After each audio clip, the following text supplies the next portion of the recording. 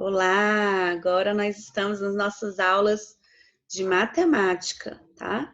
Nós vamos falar hoje sobre um assunto que vocês já viram, tanto lá no primeiro ano como no segundo, então é mais uma revisãozinha para você relembrar e poder identificar em um número se ele é ímpar ou se ele é par. Aí a tia preparou uma aulinha aqui para vocês estarem realmente relembrando e sabendo definir. Nós vamos ver hoje, então, os números pares e ímpares. E a primeira pergunta que eu quero fazer para vocês é se vocês lembram quais são os números pares, né? De 0 a 9, quais são os números pares? Então, os números pares de 0 a 9 são 0, 2, 4, 6 e 8. E os ímpares são 1, 3, 5, 7 e 9. Mas, como analisar se o número é ímpar ou par? Então, a tia já deixou aqui no cantinho, para vocês relembrarem, que os números pares são 0, 2, 4, 6 e 8. Né? Na verdade, esses são os algarismos. Números a gente forma com eles, do 0 ao 9, né? Eu fiz a separação aqui dos pares, 0, 2, 4, 6 e 8, e dos ímpares, 1, 3, 5, 7 e 9. Vocês lembram do QVL, que é o quadro de valor de lugar que nós estávamos estudando um pouco antes das aulas pararem? Então, é o quadro que contém a unidade, a dezena e a centena. Nós já estudamos também a unidade de milhar, mas os exemplos que a tia Ingrid vai dar para vocês hoje só são com essas 3 ordens e classes, tá? E uma classe, no caso. Se eu pegar um número 129 ou qualquer outro número, a gente vai fazer aqui alguns exemplos para vocês relembrarem. Eu sempre vou analisar o número que estiver na casa de unidade. Ele estando na casa de unidade, ele vai me mostrar, esse número da casa da unidade é que vai me mostrar se ele é um número par ou se ele é um número ímpar.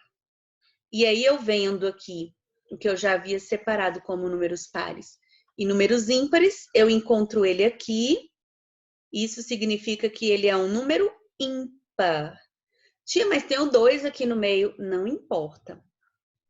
Pode ter um monte de número 2 e no final ter o número 3, 5, 9, 7 e 1. Ele vai se tornar ímpar, porque a gente só vai analisar o número que estiver na unidade. Esse é o segredo. Se a gente analisar o número da unidade, a gente descobre qual é o número, se ele é ímpar ou se ele é par. Aí eu tenho outros exemplos para a gente analisar juntos também. Vamos lá? Esse aí é ímpar, né? A gente acabou de descobrir. O número 654. Analisando a unidade dele, a gente até deixou vermelho para vocês já definirem que a casinha vermelha é a casa da unidade. Então, aqui o 4 está dentro da casa da unidade. Então, eu vou avaliar o número pela casa da unidade. Quem está lá? O 4. Ele é par? Opa! Ele é par. Então, este número 654 é par. Não é fácil, gente? Quando a gente sabe que o único número a ser avaliado é o número que está dentro da casa da unidade. Então, eu quero ver se você ficou esperto. Os outros você vai fazer comigo, tá bom? 771. Quem está dentro da casa da unidade? Número 1, muito bem. Se é o número 1 que está dentro da casa da unidade, a gente vem nos números novamente. Se você quiser colocar no cantinho do livro para poder fazer as primeiras atividades, não tem problema, até você identificar direitinho quais são os números pares e números ímpares, pode fazer isso sim, tá? Então, 771, eu já entendi que ele não é par, porque ele está aqui, ó. O número 1 é número ímpar. Então, 771 é um número ímpar.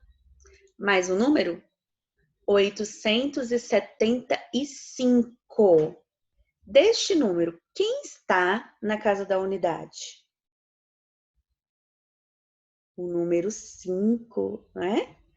Olhando aqui no nosso gráficozinho aqui do lado, né? A gente pode entender que o número 5 está na casa dos ímpares. Então, o número 875 é ímpar. Isso aí. Mais um último número, vamos lá? 222. Todos os números, tanto da casa da unidade, da dezena e da centena, são 2. Ele se encontra no número nos números pares ou nos números ímpares? Ele se encontra aqui, ó. A unidade é 2 e nós encontramos eles nos números pares. Então, 222 é um número par. Foi difícil para você? É só você ter esse entendimento. A gente analisa o número da unidade e é ele quem vai dizer para a gente se os números são pares ou se os números são ímpares. Não é tão difícil assim, né?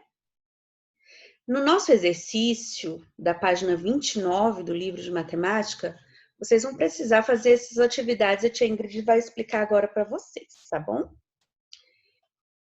Agora você também vai jogar. Por que está escrito isso? Porque teria um joguinho para a gente fazer em sala de aula todos juntos, mas infelizmente agora não tem como, né?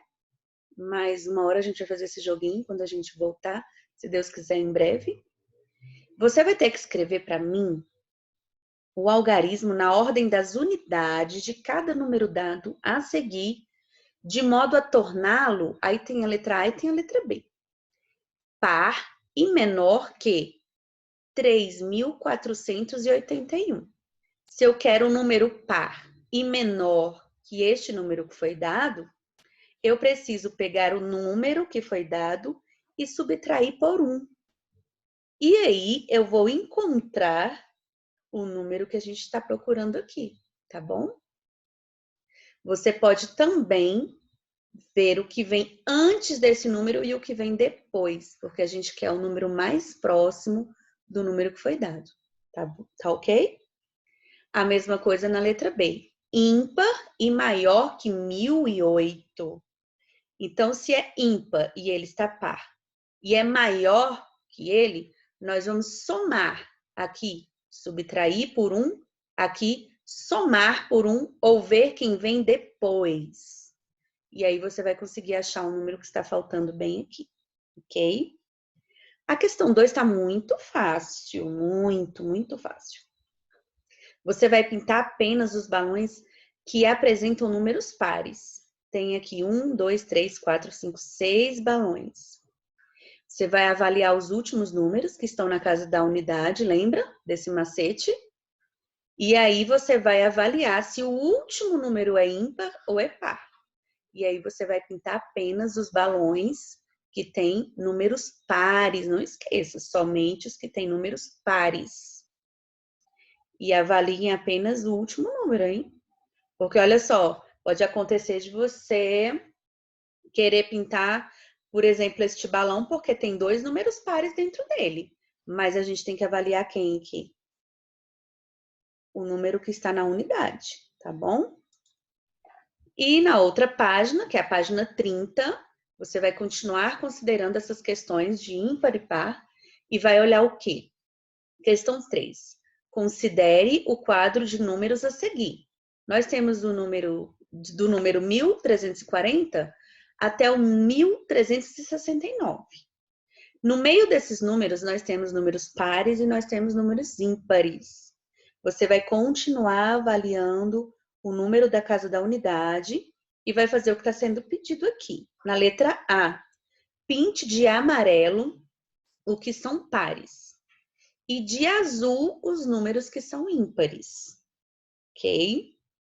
Aí você vai precisar prestar atenção nas coisas que a tia Ingrid ensinou para você. A questão 4 está pedindo para você pintar o número indicado em cada item a seguir. A letra A diz para você pintar o maior número par, então você já vai descartar os números que não forem pares, que aí já vai ajudar você. E depois você vai observar o maior número par formado por 3 algarismos diferentes. Então, os algarismos precisam ser diferentes, todos eles diferentes. Você descarta para mim o que não é par, vai ficar outros números para você avaliar, e aí você vai me dar o algarismo, o maior número formado por 3 algarismos diferentes. Na letra B, o menor número ímpar, formado por 3 algarismos diferentes. Você vai fazer a mesma coisa, você já vai liberar o que não for ímpar, não vai precisar ficar analisando ele, e depois você vai me dizer qual é o menor número ímpar formado por 3 algarismos diferentes entre esses 3 números aqui, ok? No número 5, a tia Ingrid já ensinou para vocês como se usa o ábaco, né, dentro de sala de aula. Nós já fizemos alguns exercícios com ábaco também dentro de sala. Então, vocês vão fazer conforme a tia Ingrid já ensinou, lembra? Vocês vão fazer o seguinte. Nós temos aqui unidade, dezena, centena e unidade de milhar. Vocês lembram que a tia Ingrid pediu para que vocês escrevessem o número para facilitar? E aí a gente faz a contagem? 1, 2, 3, 4, 5, escreve o número. 1, escreve o número. 3, aí escreve o número. 1, 2, 3, 4, 5, escreve o número. Por quê? A gente vai ter visualmente o número que está sendo colocado aqui. E aí, a gente vai descobrir o que está sendo pedido. Olha só, 5. Desenhe uma argola na posição correta para que o número representado no ábaco a seguir seja par. Quando você escrever o número aqui, rapidamente você vai entender tudo que a tia Ingrid falou sobre analisar os números que estão na unidade. E daí você vai ter que ter aquele pensamento de o que eu preciso fazer para tornar esse número par. Lembra aquela questão que a tia falou, tá? Os números que terminam com 1, 3, 5, 7, 9 são ímpares e os que terminam com 0, 2, 4, 6 e 8 são pares, tá? Leve em consideração isso, que vai ficar fácil fazer a questão 5. E depois, você vai responder bem aqui, que número par está representado agora nesse ábaco. Você vai somar alguma pecinha no ábaco aqui, e esse número agora vai se tornar um número par, tá? Essa é a proposta. Nós também temos atividade sobre números pares e números ímpares na escola, tá bom? A Ingrid está enviando todas as tarefinhas para a escola. Quem quiser ir buscar, pode buscar. Qualquer coisa, a tia Sarita também envia pelo e-mail, tá? Se você quiser imprimir em casa. Um grande abraço, gente!